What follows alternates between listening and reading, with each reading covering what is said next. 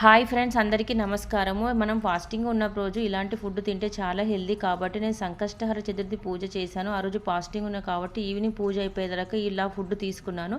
మనము సాబ్దాను తీసుకొని, ఒక గ్లాస్ సాబ్దాను తీసుకొని, ఎవరి ఎంత కావాలో అంత తీసేసుకొని సాబ్దాన్ని ఇలా 2-3 టైమ్స్ కడగాలి. దానిపైన ఉన్న పౌడర్ అంతా పోతే తర్వాత కొద్దిగా వాటర్ పోసుకొని నానబెట్టుకోవాలి. ఎక్కువ వాటర్ పోయకూడదు, మెత్తగా అయిపోతుంది.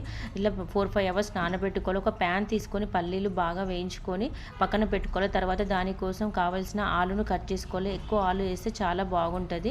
ఇలా పల్లీలను మిక్స్ చేసుకొని పౌడర్గా అయిన తర్వాత పక్కన పెట్టుకోవాలి. తర్వాత ప్యాన్ తీసుకొని ఆయిల్ పోసుకొని జీలకర్ర వేయాలి. తర్వాత కరివేపాకు, మిర్చి, ఆలు వేయాలి. మిర్చి మిక్స్ చేసుకొని అయినా మనం వేసుకోవచ్చు. నేనైతే ముక్కలుగా వేసాను. ఆనియన్, వెల్లుల్లి ఏమీ వేయట్లేదు. ఫాస్టింగ్ రోజు అలాంటి తినొద్దు కాబట్టి నేను ఏమీ వేయలేదు.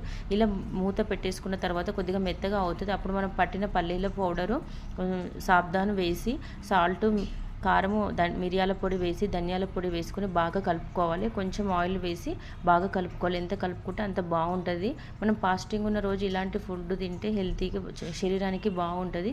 ప్లీజ్ సబ్స్క్రైబ్ చేసుకోండి ఫ్రెండ్స్.